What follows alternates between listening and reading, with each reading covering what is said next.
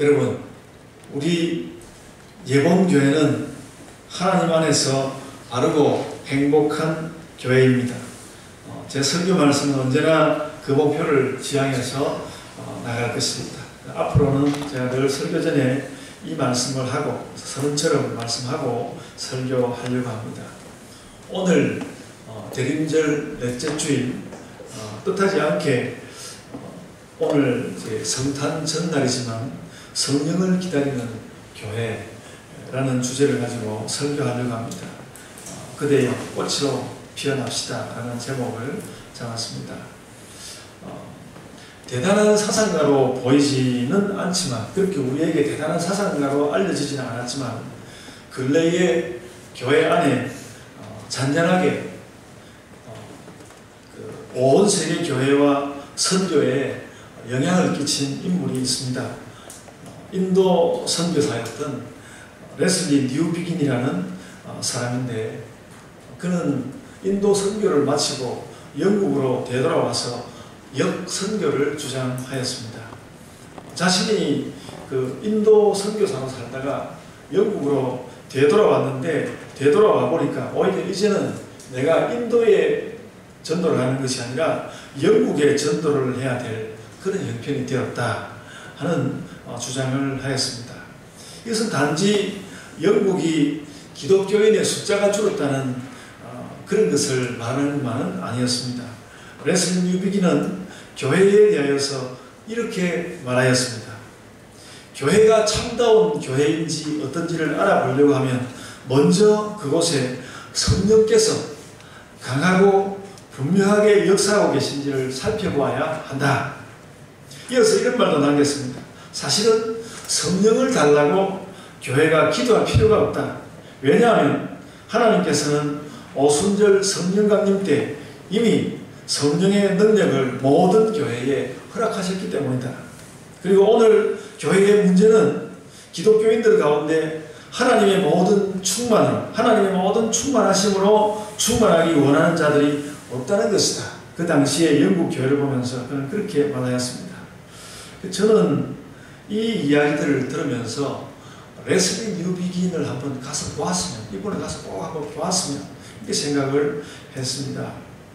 그래서 그 레슬리 뉴비긴의 그런 성령에 대한 그런 뜨거운 이야기를 하는 그의 얼굴과 그의 눈빛을 보면 성령의 능력을 느낄 수 있을 것 같았습니다. 저는 그가 지금 요즘 레슬리 뉴비긴을 이야기하는 사람이 굉장히 많아서 실존 인물인 줄로만 생각했습니다. 근데 검색을 해보니까 이 레슬리 뉴비긴이 생각보다 굉장히 일찍 태어난 1909년생이고 1998년에 서가였습니다. 그가 90세를 살았어도 현재는 죽은 지가 이미 20년이 된 그런 사람이었습니다. 그런데도 그는 현재, 오늘날 현재 선교학계에 특별한 흔적을 남겼습니다. 아직도 그 레슬리 뉴비긴의 흔적은 생생하게 교회에 살아 있습니다.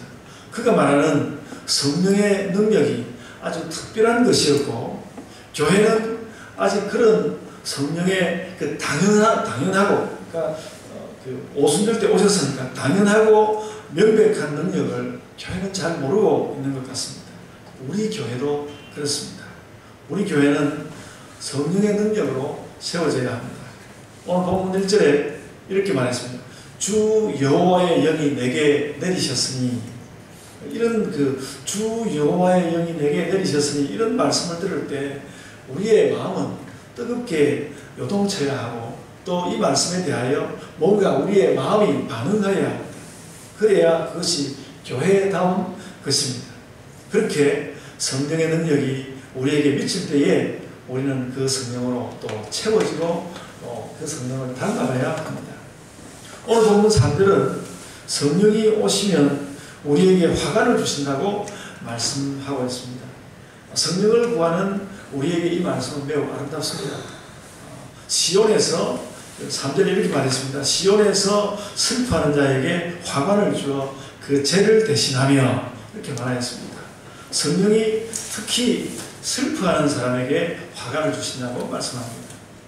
화관은 원래 머리에 쓰는 화환인데 저는 그냥 꽃다발이라고 하겠습니다.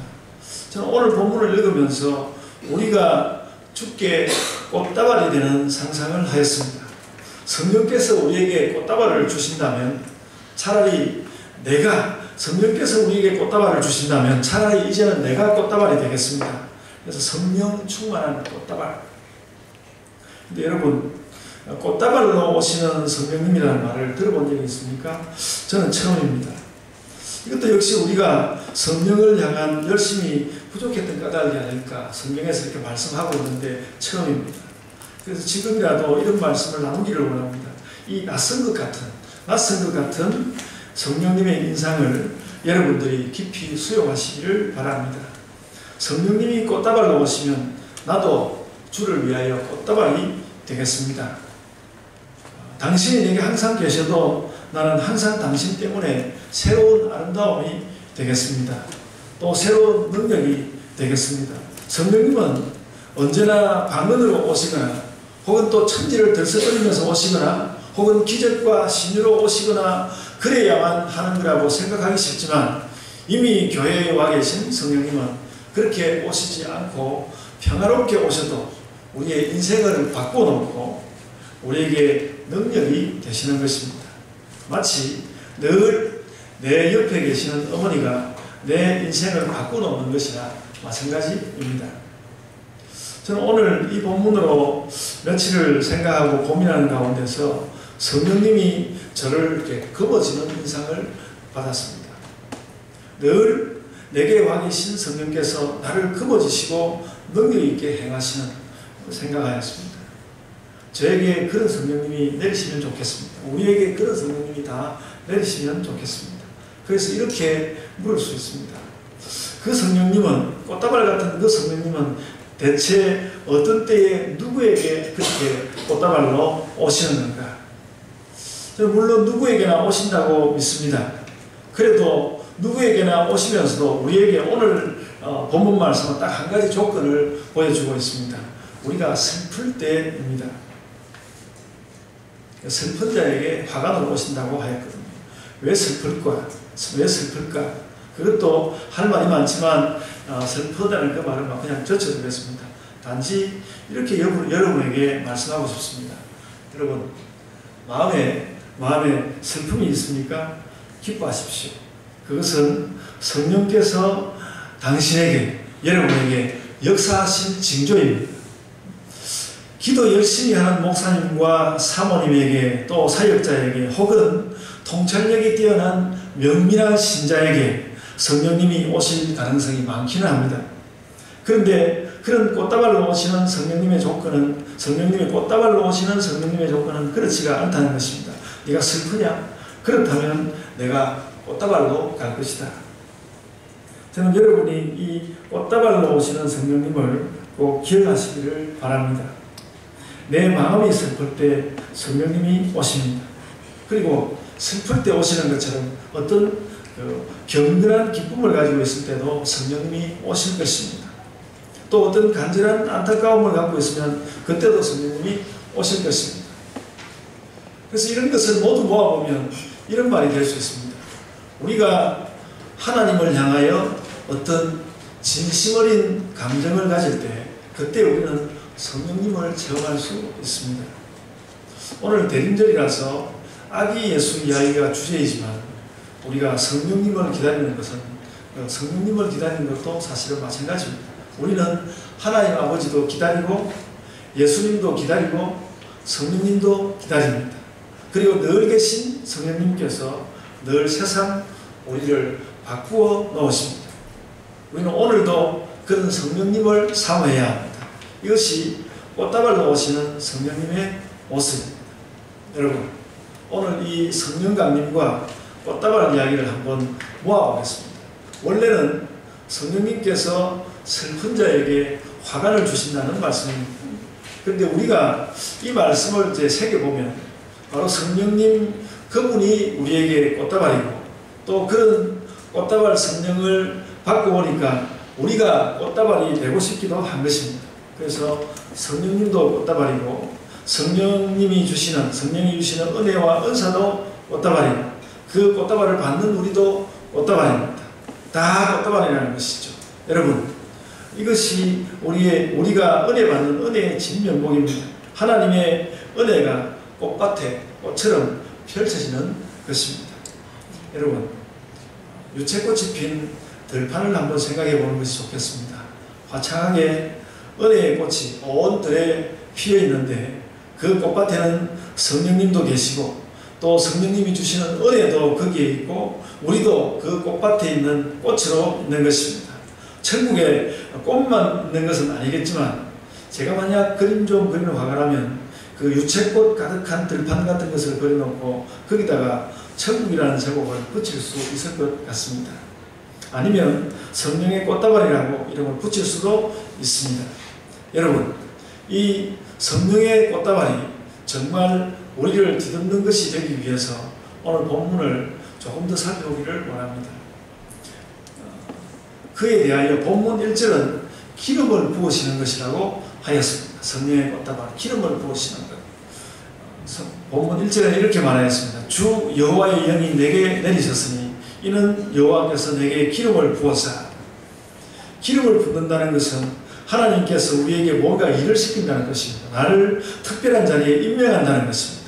그런데 그 기름 붓는다는 것이 그냥 뜨거운 기름을 붓는 것도 아닌데 성령의 기름 부음을 받은 사람들은 하나같이 그 체험을 뜨거웠다고 말합니다. 그 기름 부음이 일어날 때 하나님의 존재와 하나님의 능력과 하나님의 비전과 열정이 우리에게 확 들어오기 때문입니다. 여러분, 우리도 그런 성령의 기름 부음 가운데 살아갑시다. 성령은 이미 그렇게 와 계시므로 우리가 그런 삶을 진정으로 원하고 기다린다면 그런 기름 부음을 경험할 수 있습니다. 이것이 또한 성령의 꽃다발이기도 합니다. 오늘 본문 1절은 그런 기름 부음의 목적도 말씀합니다. 그것은 종합적으로 말해서 가난한 자에게 아름다운 소식을 전하는 것입니다. 가난한 자에게 아름다운 소식을 전한다는 것은 무슨 말인가? 이것에 대하여 본문 1절은 다시 설명하였습니다. 첫째는 마음이 상한 자를 고치시는 것이고, 둘째는 포로된 자에게 자유를 선포하는 것이고, 셋째는 갇힌 자에게 노임을 선포하는 것이라고 말합니다. 저는 이 말씀에 대해서 한마디로 설명을 이미 하였습니다.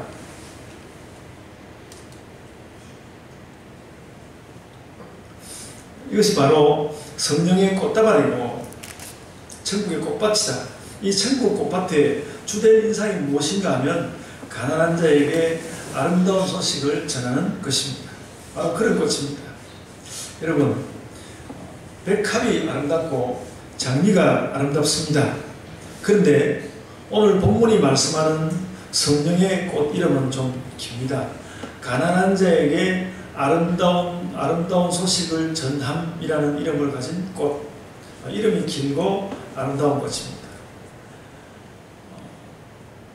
제 주변 사람들이 저에게 자꾸 가난한 사람 이야기 그만하라고 이야기를 하는데, 오늘도 될 수 있으면 가난한 사람 이야기 안 하고 꽃다발 이야기만 하려고 했는데 성령의 이 말씀이 나오니까 결국 좀 합니다.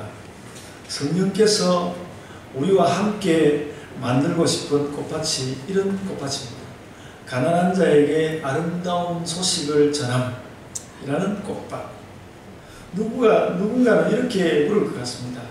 사람이 복받는 게 그런 것밖에 없나? 이미 가진 것 많고 돈 많은 사람들의 그 돈이 새끼를 쳐서 그들은 정말 안심하고 살고 있지 않나? 그게 현실적으로는 더 복받는 것 아닌가? 저도 그런 말에 대해서 반박하기는 어렵습니다. 그런데 오늘 본문을 보면서 깨닫는 것은 이런 것입니다. 부자들이 더 복을 받는 것, 그것도 정말 복이 맞습니다. 그런데 성령이 분별하는 것이 하나 있습니다. 기독교인들 가운데도 돈이 많아서 돈을 더 많이 버는 것, 그것을 하나님 주신 복이라고 불러도 좋습니다. 부를 수 있습니다. 그런데 하나님께서 그런 복에 대하여서는 꼭히 꽃밭이라고 부르지는 않는다는 것입니다. 오늘 성령께서 우리에게 보여주시는 꽃밭은 그와는 다른 이런 꽃입니다. 가난한 자에게 아름다운 소식을 전함이라는 꽃. 그러니까 부자들도 또 받아서 부유해지는 복, 그런 복은 성령의 꽃밭에서는 별로 탁월한 꽃이 아니라는 것입니다. 진짜 그 꽃밭의 주인공이 되는 꽃은 가난한 자에게 아름다운 소식을 전함이라는 꽃, 그것이란 말입니다. 그런 심정을 가지고 오늘 본문을 좀 더 살펴보면 그 꽃밭이 보일 것입니다. 아까 말씀한 대로 마음이 상한 자를 고치심이라는 꽃, 또 그 다음에 포로된 자에게 자유를 선포함이라는 꽃, 갇힌 자에게 노임을 선포함이라는 꽃, 그런 꽃밭입니다. 정말 성령의 꽃이 이루려고 하는 것은 저런 꽃들입니다. 다시 한번 가난한 자에게 아름다운 소식을 전함이라는 꽃, 마음이 상한 자를 고치심이라는 꽃, 포로된 자에게 자유를 선포하심이라는 꽃, 또 갇힌 자에게 노임을 선포하심이라는 꽃. 세상에 그런 꽃이 있습니다. 성령의 화관, 성령의 꽃다발입니다. 여러분, 그래서 우리 예본교회가 하나님의 꽃밭이 됩시다. 여러분, 역사 속에서 이런 말씀을 전할 때 선지자의 실제적인 상황은 매우 고달픈 것이었습니다. 이방 바벨론에게 끌려갔다가 기적적으로 되돌아와서 이제는 한번 잘 해보려고 하는데 여러 가지 환경이 나쁠 뿐만 아니라 이스라엘 자기 민족끼리 여전히 힘센 사람이 약자를 약탈하는 그런 상황이었습니다. 그래서 저런 꽃들이, 오늘 선지자 이사야가 말하는 저런 꽃들이 선지자의 시대에 특별히 좋은 꽃이었다면 우리는 우리 시대의 꽃을 피워야 할 것입니다. 우리 시대에 그런 꽃을 피웁시다. 오늘 제가 설교를 시작하면서 우리 교회의 비전을 그렇게 말씀했습니다. 하나님 안에서 바르고 행복한 교회. 우리에게도 더 다른 꽃이 있겠지만 저는 우리 예본교회가 하나님 앞에서 이런 꽃으로 피었으면 좋겠습니다. 하나님 안에서 바르고 행복한 교회. 우리에게는 예수께서 십자가에 죽으시고 부활하심으로 그런 꽃밭의 기초가 잡혔습니다. 우리는 이사야보다는 훨씬 좋은 조건에서 이런 성령의 꽃다발을 만들고 성령의 꽃밭을 세워야 되겠습니다. 여러분, 그리고 우리 교회에 그런 꽃이 잘 피면 좋겠습니다. 아까 말씀드렸던 가난한 자에게 아름다운 소식을 전함이라는 꽃, 마음이 상한 자를 고치심이라는 꽃, 포로된 자에게 자유를 선포하심이라는 꽃, 갇힌 자에게 노임을 선포하심이라는 꽃, 거기에 더하여서 우리가 하나님 안에서 바르고 행복한 교회라는 꽃. 여러분, 오늘 말씀을 따라서 여러분 모두 그런 그 꽃다발 같은, 꽃밭 같은 그런 것으로 성령 충만을 받으십시오. 꽃다발로 오시는 성령님의 향기와 능력을 받으시기를 바랍니다. 그래서 2018년 한 해 성령의 꽃밭을 일구는 우리 예본교회가 됩시다. 하나님 안에서 바르고 행복한 교회라는 꽃을 피웁시다. 아멘. 우리 함께 좀 기도하시겠습니다. 첫째, 우리 예본교회가 성령 충만을 받게 하소서. 성령 기다려서 성령 충만을 받게 하소서. 둘째, 우리가 성령님 앞에 정말 꽃다발로 오시는 성령님 앞에 우리가 꽃다발이 되게 하소서. 그래서 우리 예본교회가 하나님 안에서 바르고 행복한 교회가 되게 하소서. 우리 하나님 앞에 함께 기도합시다.